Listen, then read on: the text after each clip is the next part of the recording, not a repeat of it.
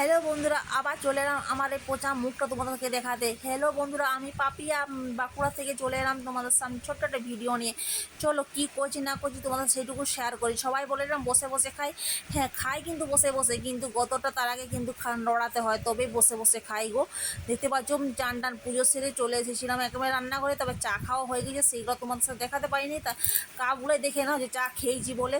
এদিকে ভাতের জলটা চাপিয়ে দিয়েছি, ভাতটা জলটা গরম হয়ে গেছে, তারপর এলাম চালটা ফেলে দিই। তারপরে ফ্রিজ খুলতে ভাবি কী রান্না করব, খুঁজে আর পাইনি বাবা। সেদিন ছিল নিরামিষের রান্না, বারটা ভুলে গেছি গো। আমার কিন্তু ভিডিওটা করা ছিল কদিনকার আগে, তারপর কী বার ছিল সেটা ভুলে গেছি, কিন্তু নিরামিষ রান্না করছি সেটুকু বলতে পারবো।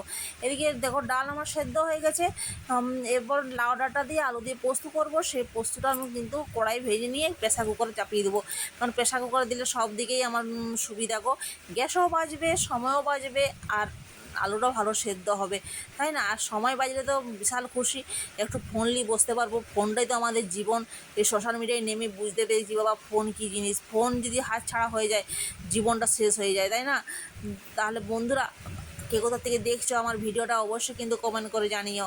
আর আমার এই পচা মুখটা দেখার জন্য তোমাদের অসংখ্য ধন্যবাদ, ততক্ষণ ধরে ভিডিওটা দেখার জন্য।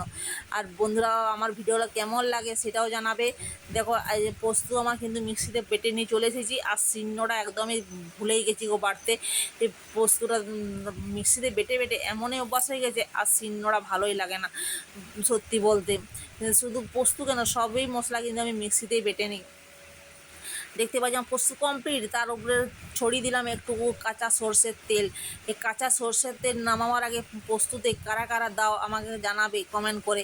আমি কিন্তু দিই, আর না যদি না দিয়ে থাকো অবশ্যই একবার দিয়ে দেখো কেমন খেতে লাগে, দারুণ খেতে লাগে। এদিকে আমার ভাতটাও কিন্তু আমার হয়ে এসেছে। শাকগুলো ধোবো, ধুলেই আমার ওইখানটা পরিষ্কার হয়ে যাবে।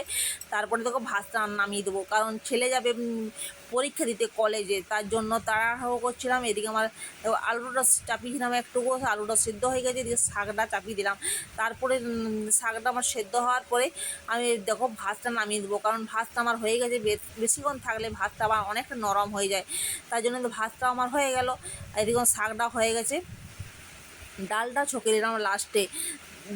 এদিকে দেখো নিরামিষ বাবু পটল একটু দুটো ভেজে নিলাম, কারণ নিরামিষ একটু ভাজাভুজি হলে খেতে ভালো লাগে, তার জন্য পটল দুটো ভেজে আমার বেসিংয়ে অনেকগুলো বাসন ছিল, ভাবলাম আগে ধুয়ে নিই, না হলে না বেসিংটা জড়া হয়েছে, কিছু নামানো যাবে না। আর প্রেসার কুকারে দেখলাম কোনো কাজও নেই, আমার রান্নাও প্রায় কমপ্লিটের মাথায়, তার জন্য প্রেসার কুকারটাও ধুয়ে নিলাম।